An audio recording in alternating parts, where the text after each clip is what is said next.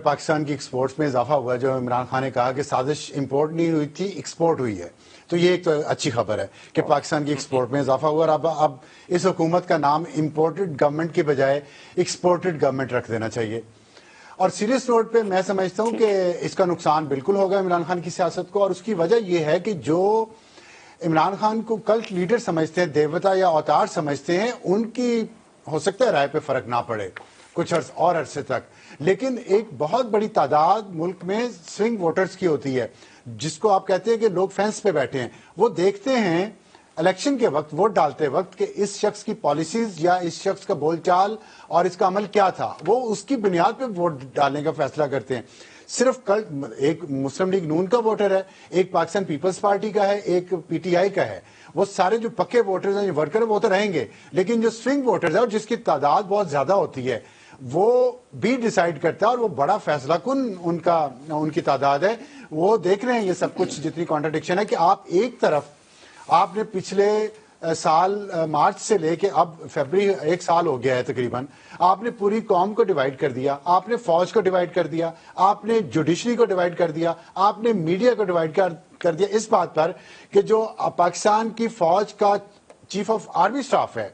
वो गद्दार है, वो मीर जाफर है, वो मीर सादिक है, वो अमेरिका के कहने पे पाकिस्तान के मफादात के खिलाफ काम कर रहा है। ये कुछ छोटे इल्जाम थे, ये बहुत बड़े इल्जाम थे, और मतलब गद्दारी के इल्जाम, इसको गद्दारी से लिंक किया गया। और फिर ये कहा गया कि अमेरिका के कहने पे आपने पाकिस्तान की मुंतखब हुकूमत का तख्ता उल्टा दिया, और फिर एक ऐसी फिजा बनाई गई जिससे पाकिस्तान की इकोनॉमी का भट्टा बैठ गया, महंगाई हो गई, एक्सपोर्ट्स हमारी ड्रॉप कर गई, इंपोर्ट्स हो नहीं रही। अब आप देखें डॉलर का रेट कायम, स्टॉक मार्केट स्टेबल नहीं है, आम आदमी की जिंदगी हराम हो गई है, क्योंकि इस मुल्क में सियासी इस्तेहकाम नहीं है। डिप्टी स्पीकर नेशनल असेंबली, उन्होंने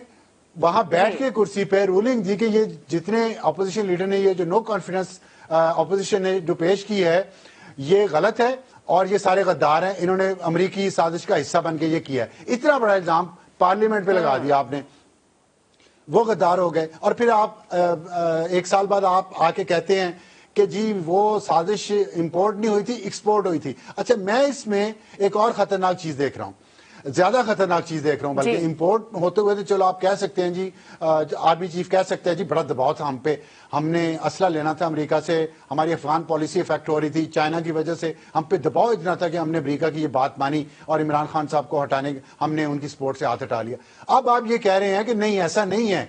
पाकिस्तान की फौज का जो सरबराह है, सिपह सालार है, वो भागा भागा दूसरे मुल्क जाता है और वहां जाके उनकी हुकूमत को कन्विंस करता है कि जो ये वजीर आज़म हमारे मुल्क में मुंतखब है, हमने इसको हटाना है, आप हमारी मदद करिए। ये इससे भी ज्यादा खतरनाक बात है कि ये इसका मतलब इस मुल्क को रिमोट कंट्रोल, आर्मी चीफ जो है वो किसी और का कारिंदा है और वो वहां जाके रिपोर्ट कर रहा है, वहां जाके वो